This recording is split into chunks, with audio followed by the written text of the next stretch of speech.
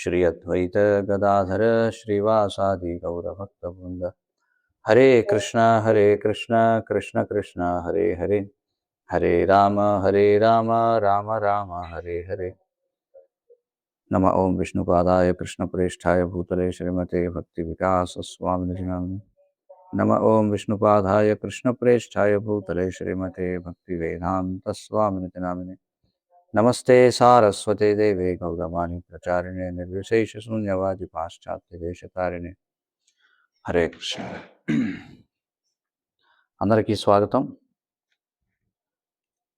ఈరోజు ఏకాదశి శుభ సందర్భంగా ఈరోజు మనం విష్ణు సహస్రనామ పారాయణం ప్రారంభిద్దాం.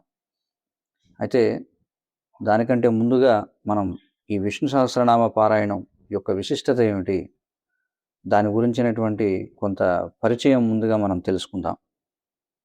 తదనంతరం మనం పారాయణం ప్రారంభించవచ్చు.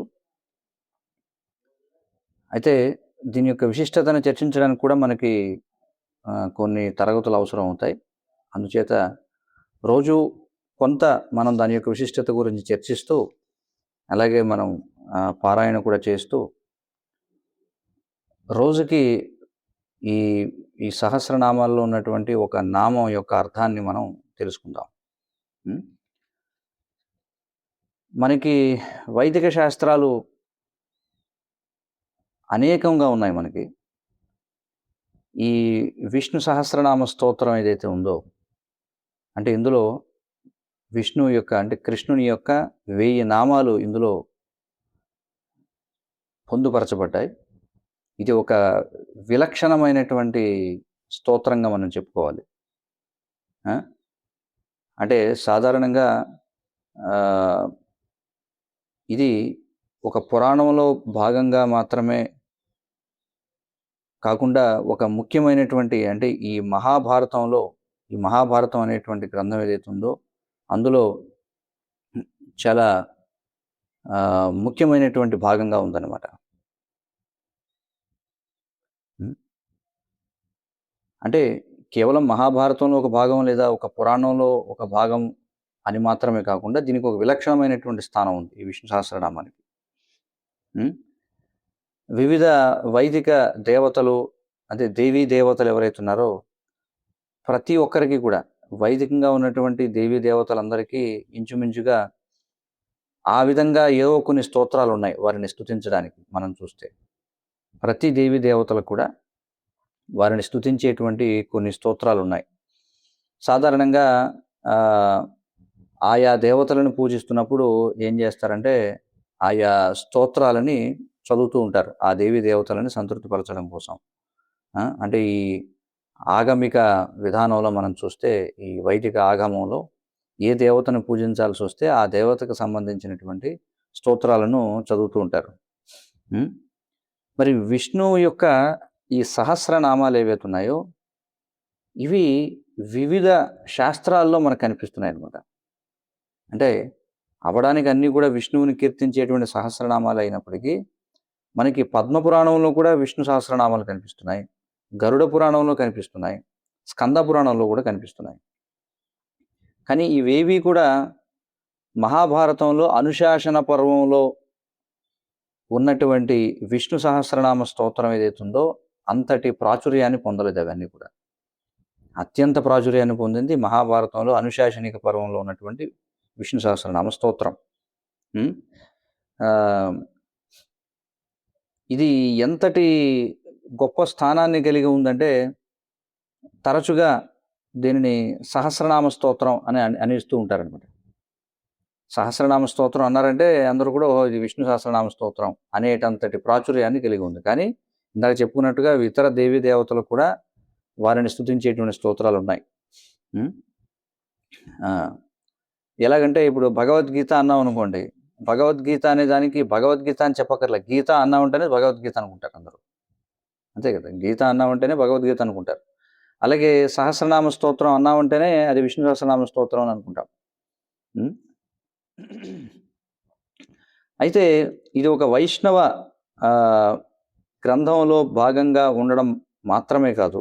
ఎలాగంటే ఈ భగవద్గీత ఇవి ఈ విష్ణు సహస్రనామం భగవద్గీతలాగే విష్ణు సహస్రనామ స్తోత్రం కూడా ప్రపంచవ్యాప్తంగా ఇది పఠింపబడుతూ ఉంటుంది. అంటే భగవద్గీత అనగానే కేవలం వైష్ణవులు మాత్రమే, భక్తులు మాత్రమే చదవరు కదా! అందరూ చదువుతారు భగవద్గీత అనగానే. అలాగే విష్ణు సహస్రనామం కూడా వాళ్ళు, వీళ్ళు అని లేదు. ప్రపంచవ్యాప్తంగా ఈ వైదిక సాంప్రదాయంలో ఉన్నటువంటి అన్ని తరగతుల వారు కూడా దీన్ని పారాయణం చేస్తారు. వివిధ తాత్విక మార్గాలకు చెందిన వాళ్ళు, వివిధ తత్వాలని పాటించేవాళ్ళు అందరూ కూడా దీనిని పారాయణం చేస్తారు. అంటే ఏమి చదువు రానటువంటి ఒక హిందువు దగ్గర నుంచి ఒక అద్వైతవాది పండితుడి వరకు అందరూ కూడా విష్ణు సహస్రనామాన్ని పారాయణం చేస్తారు. ఎలాగంటే భగవద్గీతలాగే. మరి వేలాది మంది జనులకు ఈ విష్ణు సహస్రనామ స్తోత్ర పారాయణ అనేది ఇది దైనందిన కార్యాల్లో ఒకటిగా ఉంటుంది వారి యొక్క జీవితాంతం కూడా. అది ఇంట్లో కావచ్చు, లేదా మందిరంలో కావచ్చు. వేలాది మంది ప్రతిరోజు కూడా తమ ఇంట్లోనో లేకపోతే ఆలయంలోనో విష్ణు సహస్రనామ పారాయణం చేస్తారు. అంటే ఈ విష్ణు సహస్రనామ స్తోత్రం యొక్క ప్రభావం ఎంత గొప్పగా ఉందంటే, ఇతర మత విధానాల వాళ్ళు కూడా తాము కూడా ఒక విధమైన సహస్రనామ స్తోత్రం కలిగి ఉండాలనుకునేది ప్రభావాన్ని చూపించిందనమాట. ఎలాగంటే జైన మతస్థులు ఎవరైతే ఉన్నారో జైన పండితులు కూడా ఏం చేశారంటే, హిందువులకి విష్ణు సహస్రనామ స్తోత్రం ఉంది, మనం కూడా ఏదైనా కలిగి ఉండాలి అని చెప్పి వాళ్ళు కూడా అర్హన్నామ సహస్ర సముచ్చయ అనేదాన్ని ఒక ఆయన రాశాడట. అంటే అర్హత్ అంటే మనకి భాగవతంలో మనం చూస్తాం. ఈ జైన మతం ఎలా పుట్టిందో మనకి అక్కడ వివరణ ఇచ్చారు. ఈ అర్హత్ అనేవాడికి ఏం చేశారంటే వాళ్ళు అర్హన్నామ సహస్ర సముచ్చయము అనే దాన్ని ఒక దాన్ని రాశారు. ఇది హేమచంద్ర అనేటువంటి ఒక పండితుడు, జైన పండితుడు 11, 12 శతాబ్దాల్లో అతడు రాయడం జరిగింది. అలాగే జిన సహస్రనామ స్తవ అనే దాన్ని పండిత ఆశాధరుడు అనేటువంటి వాడు 13వ శతాబ్దంలో రాశాడు. అలాగే బౌద్ధులు కూడా ఏం చేశారు, బుద్ధుని యొక్క నామాలను కీర్తిస్తూ వాళ్ళు కూడా అలాంటిది ఒకటి రాశారు. బుద్ధ సహస్రనామావళి అనే దాన్ని పాలీ భాషలో ఎస్ఎన్ గోయంకా అనేవాడు రాశాడు. అలాగే గురునానక్ యొక్క 1000 నామాల గురించి, గురునానక్ ఎప్పటివాడు 14వ శతాబ్దానికి చెందినవాడు, 14-15వ శతాబ్దానికి చెందినవాడు. అతని యొక్క 1000 నామాలను కూడా రాయడం జరిగింది. అతని పుత్రుడు శ్రీచంద అనేటువంటి వాడు. అయితే విశేషం ఏమిటంటే, ఈ సిక్కుల యొక్క గురు గ్రంథ సాహిబ్ ఏదైతే ఉందో ఆ గురు గ్రంథ సాహిబ్లో భగవంతుని యొక్క అనేక నామాలు ఉంటాయి. అందులో ఆ గ్రంథంలో 1082వ పుట ఏదైతే ఉందో అందులో విష్ణువు అలాగే విష్ణువు యొక్క వివిధ అవతారాల యొక్క నామాల కోసం కేటాయించబడింది అనమాట. అంటే ఎందుకని వీళ్ళందరూ అవి రాయాల్సి వచ్చింది అంటే ఏమో తెలియదు. ఇప్పుడు మన భవిష్యత్తులో ఈ క్రైస్తవులు కూడా మొదలు పెట్టచ్చు. క్రైస్తవులు కూడా యేసు సహస్రనామ స్తోత్రం మొదలెట్టచ్చు. ఇప్పటికీ రాసి ఉంటారు కొంతమంది ఎవరో. అంటే చూడండి, అంతటి ప్రభావాన్ని కలిగి ఉంది ఈ విష్ణు సహస్రనామం అనేటువంటిది. మరి ఏ సందర్భంలో వచ్చింది ఈ విష్ణు సహస్రనామం? మరి దుర్యోధనుణ్ణి, అతని యొక్క సోదరుల్ని, వారి యొక్క అనుయాయులందరినీ కూడా సంహరించిన తర్వాత పాండవులు కురుక్షేత్ర యుద్ధంలో విజయం సాధించారు. మరి విజయం సాధించినప్పుడు ఎగిరి గంతేయాలి కదా, ఆనందించాలి కదా. కానీ అలా వాళ్ళు ఆనందించడానికి బదులుగా యుధిష్ఠిరుడు, ఎందుకంటే యుధిష్ఠిరుడు అంటే స్వయంగా ధర్మరాజు అనమాట, మూర్తిభవించినటువంటి ధర్మం అయినటువంటి యుధిష్ఠిరుడు, అతడు చాలా చాలా నిరాశా నిస్పృహలకు గురయ్యాడు అనమాట. ఎందుకంటే తనను తాను ఇన్ని లక్షల మంది జీవితాలు నాశనం కావడానికి కారణం నేనే అని భావిస్తూ ఉన్నాడు అనమాట.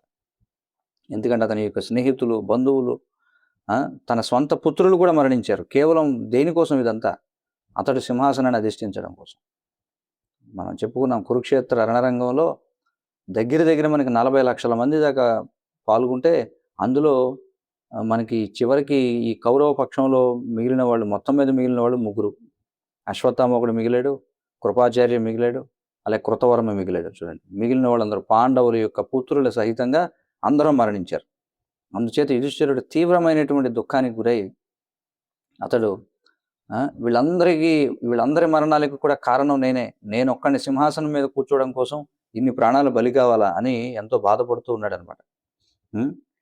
మరి మహాభారతంలో స్త్రీ పర్వం ఏదైతే ఉందో, ఈ స్త్రీ పర్వం ముగింపుకి వచ్చేటప్పటికి ఆహ్, ఏమని మనకక్కడ వివరణ ఇవ్వబడిందంటే, ఈ కురువంశ విధవలు ఎవరైతే ఉన్నారో, అంటే తమ భర్తలను కోల్పోయినటువంటి వాళ్ళు ఎవరైతే ఉన్నారో, వారందరిని వెంటబెట్టుకొని పాండవులు ఏం చేశారంటే, గంగా నదీ తీరంలో సమావేశమయ్యారంట.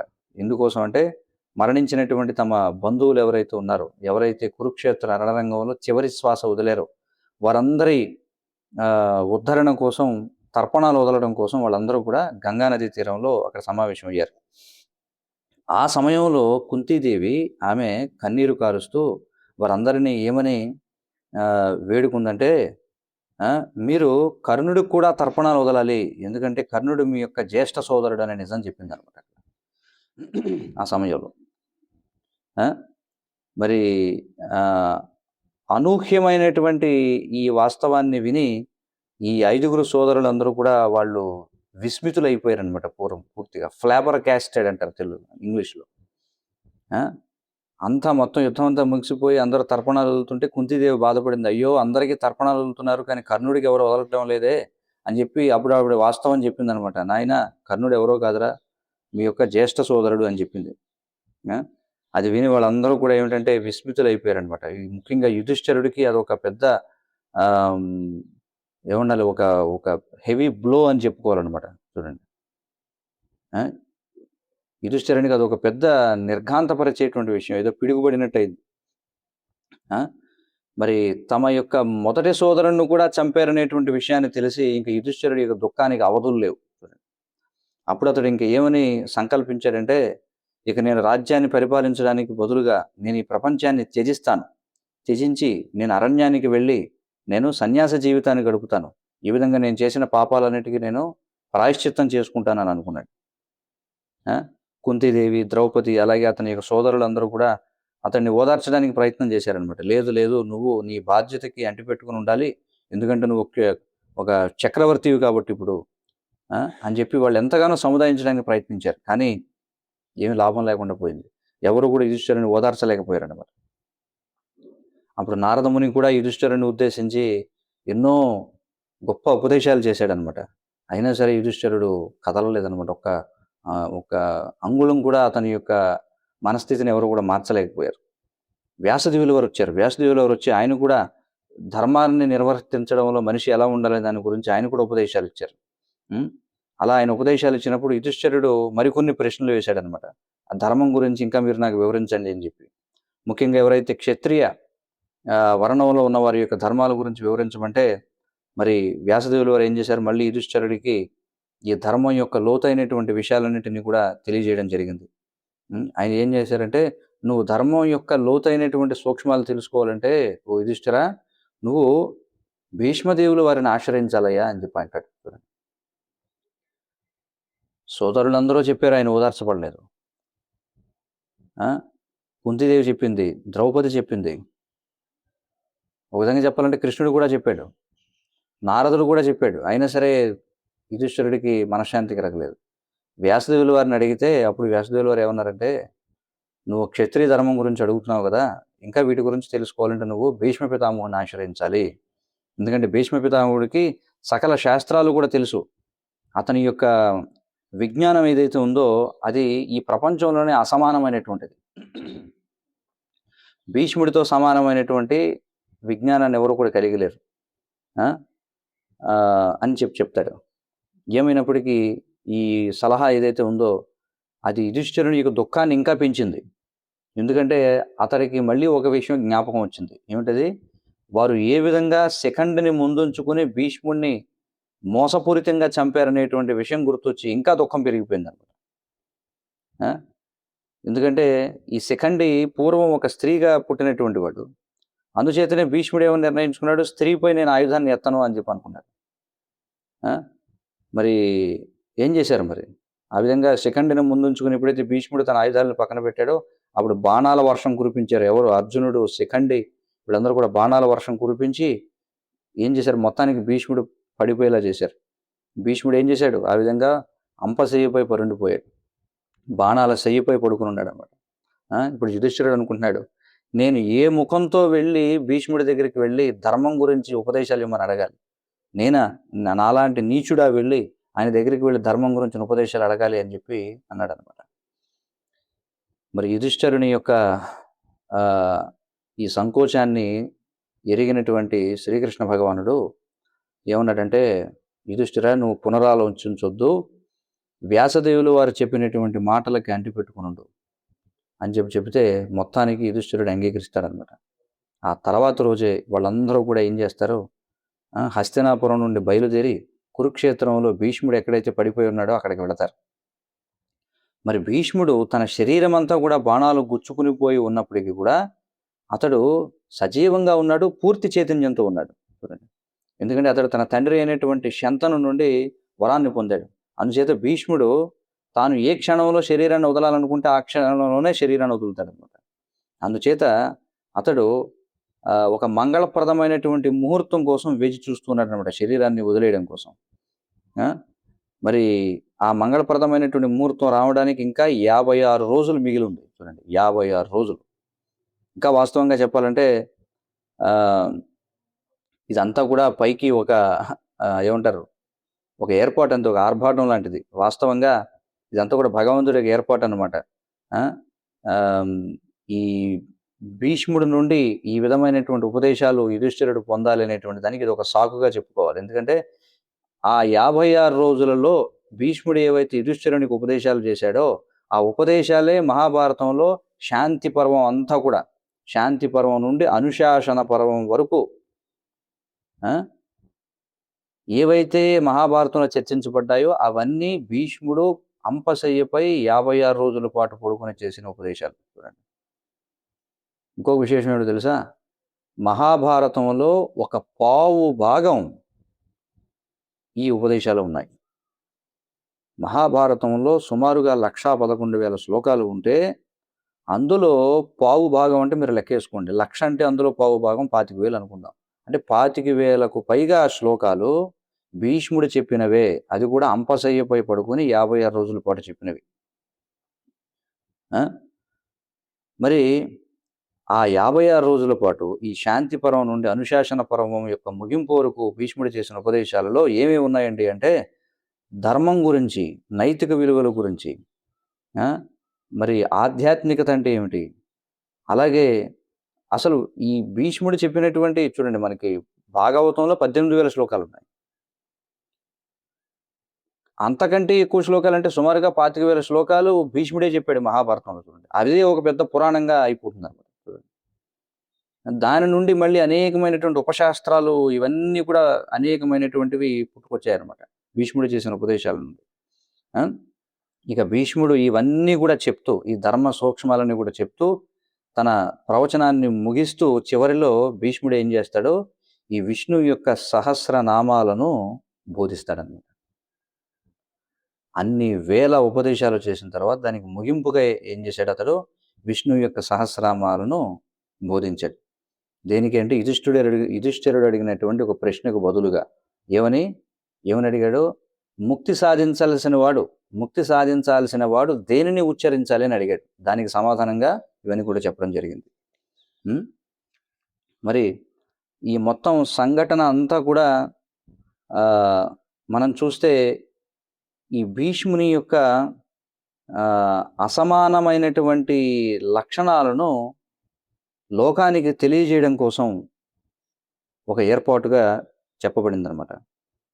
ఎందుకంటే కృష్ణుడు స్వయంగా ఈ భీష్ముని యొక్క గుణగణాలను, అతని యొక్క జ్ఞానాన్ని కీర్తిస్తాడు.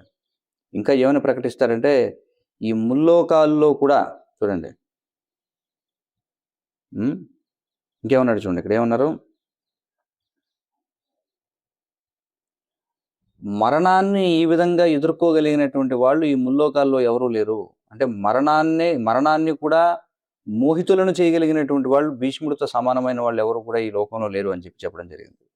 మరి భీష్ముడు అతడు ఎంతటి శక్తిమంతుడంటే, పరశురాముని యొక్క మాటలను, కృష్ణుని యొక్క మాటలను కూడా అతడు ఒమ్ము చేశాడనమాట. చూడండి, పరశురాముడు ఏమని మాట ఇచ్చాడు, నేను భీష్ముడిని సంహరించి తీరుతా అన్నాడు. కానీ భీష్ముడు అతని మాటను తప్పు చేశాడు. కృష్ణుడు కూడా ఏమన్నాడు, వాగ్దానం చేశాడు, నేను ఆయుధాన్ని పట్టుకుని అన్నాడు. కానీ ఆయుధాన్ని పట్టుకునేలా చేశాడు భీష్ముడు. ఆ! ఒకటేమిటంటే పరశురాముడు అంబకు అంటే శిఖండి పూర్వజన్మ అనమాట. ఈ అంబకు వాగ్దానం చేస్తాడు. ఏమని? భీష్ముడిని చంపుతానని. కానీ చేయలేకపోయాడు. కృష్ణుడి విషయంలో ఏమిటి? నేను యుద్ధం సమయంలో ఆయుధాన్ని చేపట్టానన్నాడు. కానీ ఎప్పుడైతే భీష్ముడు తీవ్రంగా అర్జునుడిపై దాడి చేశాడో, ఆయన తన వాగ్దానాన్ని పక్కన పెట్టి ఆయన ఏం చేశాడు? చక్రాన్ని పట్టుకోవాల్సొచ్చింది. అందుకే చక్రపాణి అనేటువంటి పేరుంది ఆయనకి. ఆ! మరి శ్రీమద్ భాగవతం మొదటి స్కందం 9వ అధ్యాయం 46వ శ్లోకానికి విశ్వనాథ చక్రవర్తి ఠాకూర్లు వారు ఇచ్చినటువంటి భాష్యంలో ఆయన ఏం చెప్తారంటే, ఆయన భీష్ముని యొక్క అసలైనటువంటి గుర్తింపు ఏమిటో చెప్తారు. అసలు ఎవరు నిజంగా భీష్ముడు అంటే, అతడు నిత్య పార్షదే భీష్మే వసోః ప్రవేశాత్ తస్యైవ దేహత్యాగో భగవతా దర్శితః యావద్ అధికారం అవస్థితిర్ ఆధికారికాణాం ఇతి న్యాయేన తస్యైవాంశేన వసుత్వే చ స్థితిర్ భగవల్లోకే ప్రాప్తిశ్చ అని చెప్పి అన్నారనమాట. అంటే భీష్ముడు వాస్తవంగా భగవంతుని యొక్క నిత్య సహచరుడు కనుక అతని యొక్క మరణం ఏదైతే భగవంతుడు చూపించినట్టుగా అది కేవలం ఈ అంశ యొక్క అంటే భీష్ముని యొక్క ఒక అంశ మాత్రమే వసువులలోకి చేరింది వాస్తవంగా.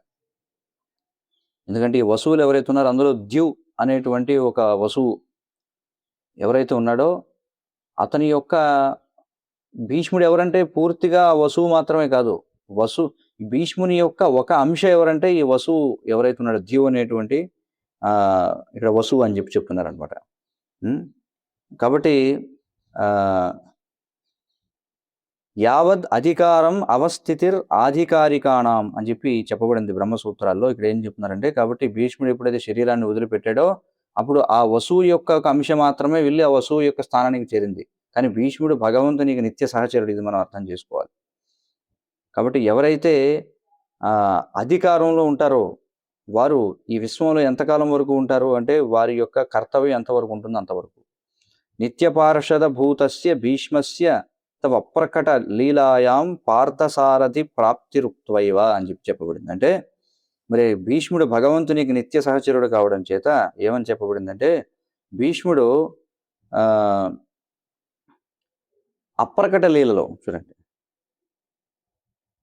భగవంతుని యొక్క అప్రకట లీల ఏది పార్థసారథి రూపం ఏదైతుందో ఆ పార్థసారథి రూపాన్ని అతడు పొందాడట. చూడండి, ఈ పార్థసారథి రూపం అనేది భీష్మునికి అత్యంత ప్రియమైనటువంటి రూపం.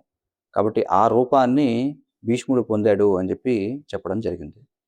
సో ఇవి మనకి కొన్ని విశేషాలు. మళ్ళీ మనం కొన్ని విషయాలు మనం మరొక రోజున చర్చిద్దాం. అయితే ఈరోజు మనం పారాయణం ప్రారంభిద్దాం.